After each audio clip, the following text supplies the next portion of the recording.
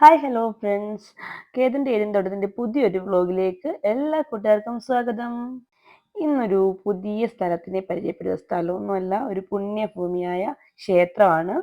കേരളത്തിലെ ഏറ്റവും പഴക്കം ചെന്ന ക്ഷേത്രങ്ങളിലൊന്നാണ് ആറന്മുള ശ്രീ പാർത്ഥസാരഥി ക്ഷേത്രം. ഞാനിപ്പോൾ നിൽക്കുന്നത് ആ ക്ഷേത്രത്തിലാണ്.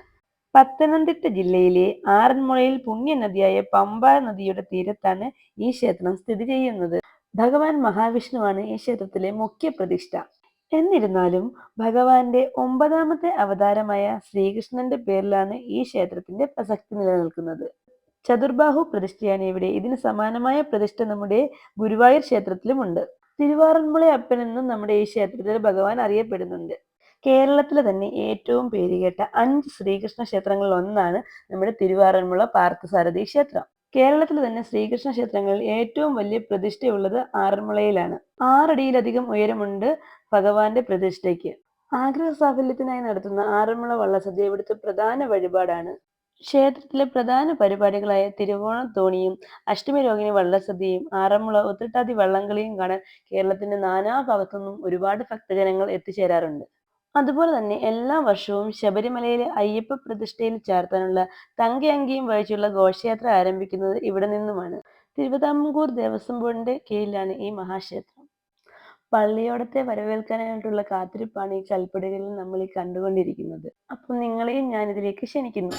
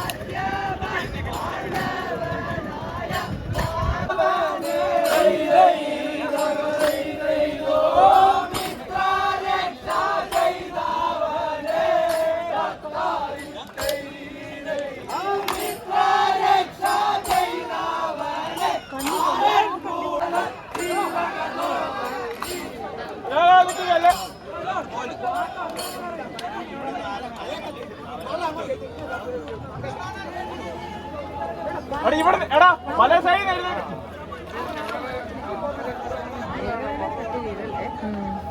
എല്ലാം എഴുന്നേക്കല്ലേ.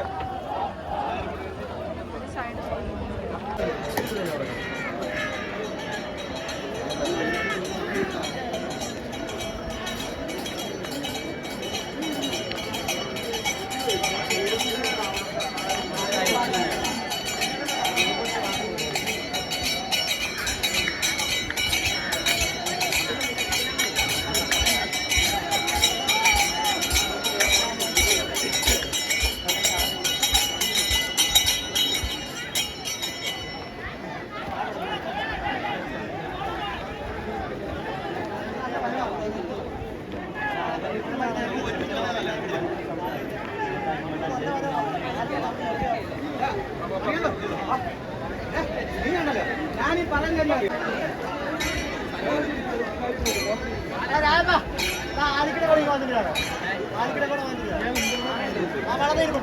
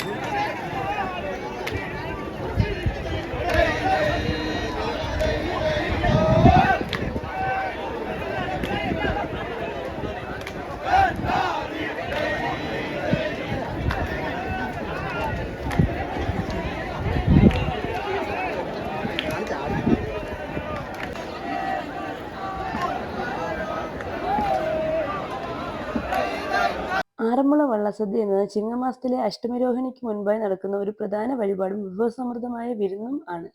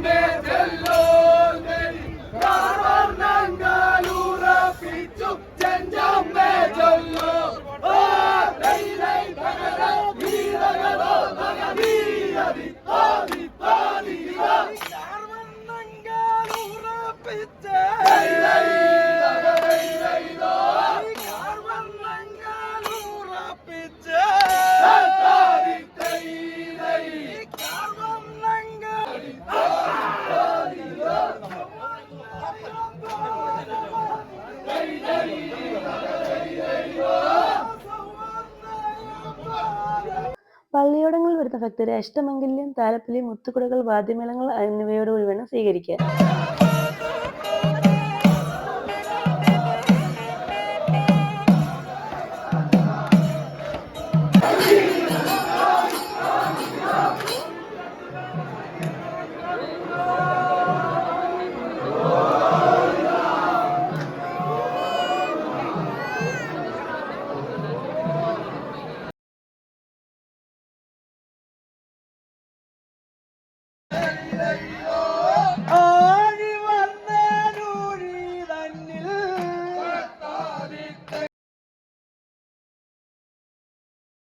ഗുരുവായൂർ ക്ഷേത്രത്തിലെ പോലെ തന്നെ ഇവിടെയും അനേകം VIPs എത്താറുണ്ട് ദർശനത്തിനായിട്ട്. ഇന്നത്തെ VIP ആയിരുന്നു നമ്മുടെ കേന്ദ്രമന്ത്രി ശ്രീ സുരേഷ് ഗോപി സാറ്.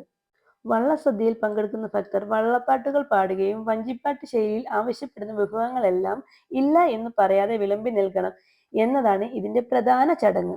63ലധികം വിഭവങ്ങളുള്ള ഇവിടുത്തെ സദ്യ മധ്യ തിരുവിതാംകൂറിന്റെ തനതായ രുചികൾ സമ്മാനിക്കുന്നു. എല്ലാവരും ഇവിടെ വന്ന് ഭഗവാനെ തൊഴുത് ഈ പ്രസാദം കഴിച്ചിരിക്കണം, ജീവിതത്തിൽ ഒരിക്കലും കഴിച്ചിരിക്കണമെന്നാണ് എൻ്റെ അനുഭവത്തിൽ നിന്നുള്ള അഭിപ്രായം. ആഹാരം കഴിക്കുന്നതിൽ മാത്രമല്ല, അതിൻ്റെ ഓരോരോ കാര്യങ്ങൾ അറിഞ്ഞ് ചെയ്യുമ്പോൾ നമുക്ക് അതിനോട് വല്ലാത്തൊരു ആഗ്രഹവും ബഹുമാനവും ഭക്തിയും എല്ലാം തോന്നും. ഇവിടുത്തെ മറ്റൊരു പ്രധാന ഘടകമാണ് ആറന്മുള വാൽക്കണ്ണാടി. ഇതറിയാത്ത മലയാളി ഉണ്ടാവില്ല എന്ന് വിശ്വസിക്കുന്നു. അപ്പോൾ ചെറിയ വീഡിയോ ഇഷ്ടമായെങ്കിൽ ലൈക്ക്, ഷെയർ, കമൻറ്റ് മറക്കല്ലേ.